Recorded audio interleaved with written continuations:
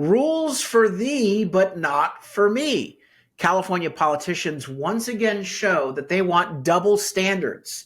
They don't want the law to apply to them and their behavior, but you're forced to comply. Coming up, we'll share with you the latest outrageous exemptions that they've granted themselves from laws that you have to follow.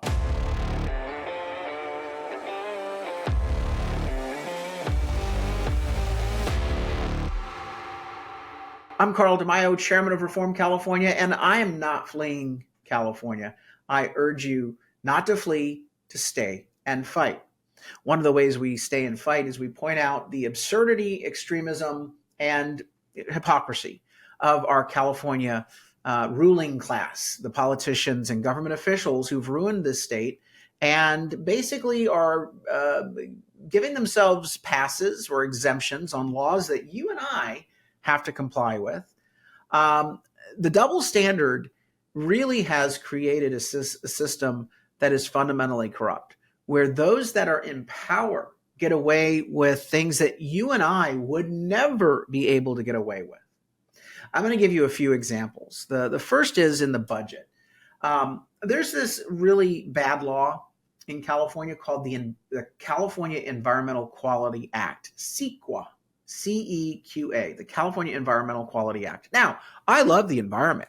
I'm a green, pro-environment Republican. But the California Environmental Quality Act, while it sounds good, is actually quite bad for taxpayers, for jobs, and even for the environment. You see, the California Environmental Quality Act is a very complicated and confusing statute that requires all sorts of bureaucratic paperwork. You have to study these things and those things. It has no requirement that you do anything good for the environment. It only enriches lawyers and bureaucrats who do these planning documents and studies. And it basically says, before government takes any action or builds something or passes a law, the law or the proposal or the action has to be studied, and you have to talk about the environment. You don't have to do anything about the environment. You just have to kind of talk about the environment in a study document. Again, it's the Lawyers Full Employment Act, not the California Environmental Quality Act. It also is used to extort concessions on things that have nothing to do with the environment. So one of the things that CEQA is used for all the time is that labor union bosses, they will file CEQA lawsuits saying, you didn't do your CEQA process. You didn't disclose the impacts of this action. This hotel you're trying to build, we think it missed some assessments that you should have conducted and filed with your paperwork. Again, nothing in CEQA requires any environmental improvement be made. It's just that you have to have paperwork and documents and bureaucratic legalese for every decision you make. What the union is doing is they don't care about the paperwork. They don't care about the environment. They're filing the lawsuit. And what they're saying is, if you sign a contract with our union and pay dues to our union boss, we will then drop the CEQA lawsuit. The only green happening here is grift, the money that special interests and bad actors get by weaponizing CEQA against people who are trying to get stuff done. Here's another example of a CEQA lawsuit. In the Bay Area, there's an oil refinery. And that oil refinery 2 years ago said, we want to convert from processing diesel fuel, carbon-based diesel fuel, to no carbon fuel, environmentally renewable fuel. Sounds like it's good for the environment. You would think environmentalists would be like, yeah, let's do that. Nope. A CEQA lawsuit was filed. And as a result, the refining company that owns the gas refinery has been delayed in switching from diesel carbon-intensive fuel that the environmentalists say will kill us in 12 years. It's been completely delayed from getting away from that and going to something that's good for the environment. Again, I can give you more examples of how CEQA actually damages the environment, hurts the environment more than anything else. So everyone agrees that CEQA is a fraud. CEQA is a illegitimate law, that it doesn't help the environment, that it's weaponized, it delays things and causes the cost of things to go through the roof, and that we should probably get rid of it, or at least majorly reform it. And I'm not just saying that as a Republican. I hear from Democrats who say, yeah, CEQA is bad. A lot of the dense development folks are saying, we need to reform CEQA. We need to exempt CEQA from this, that, and the other thing. So when special interests want to get something done, they go to politicians saying, give us an exemption from CEQA. And they write big, fat campaign checks. And then that project gets an exemption from CEQA. I've seen this happen with NFL sports stadiums, where billionaires write big checks and their big stadium, not a small project, a big project, gets a complete exemption, a free pass from CEQA. It's interesting that if you have enough money, you can buy yourself some relief from insane laws, as long as the politicians get a cut of the action. Even the politicians are now in on the action themselves. Here is this story from LA Times. California lawmakers exempt their new office building from state environmental law. Oh, yeah. Laws and rules for thee, but not for me. That's where the California state politicians want brand new, swanky office space at taxpayer expense. They want to spend billions of dollars on giving themselves sweeter offices. Again, I oppose this concept. You all ought to be working out of tents. Since we have tent cities all around the state of California, until we clean up those tents, your office is a tent. Anyway, so they want to build this brand new Taj Mahal for themselves.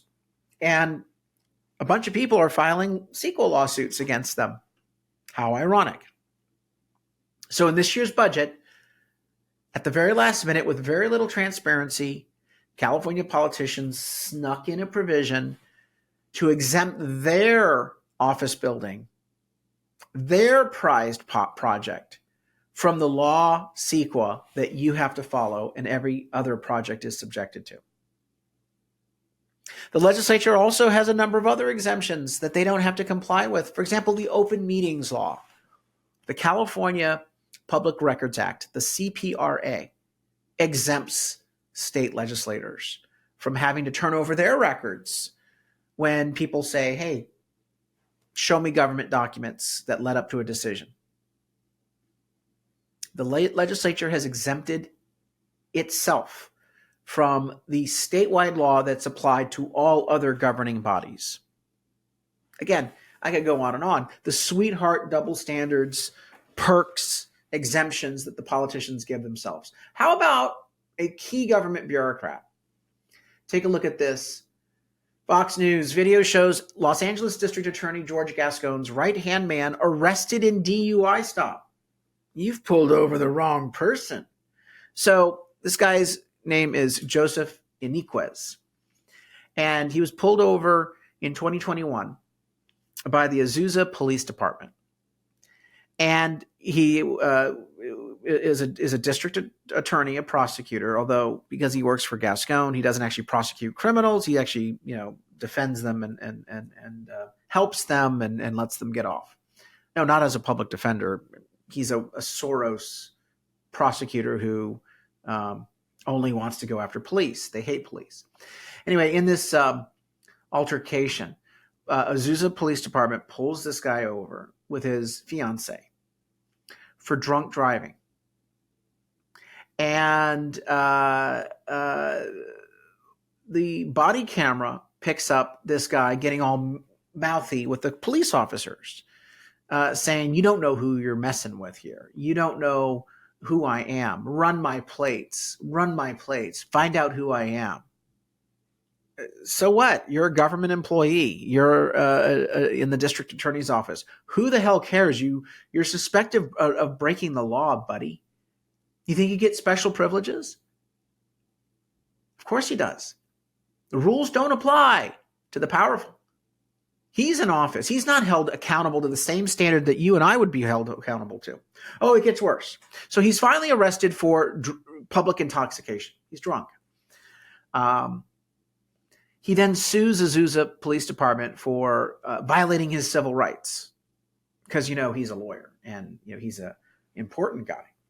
Azusa says, we don't want to waste money with this. Here's $10,000, go away. So he gets another $10,000 of your taxpayer money, even though he was acting like an asshat. Doesn't deserve any money.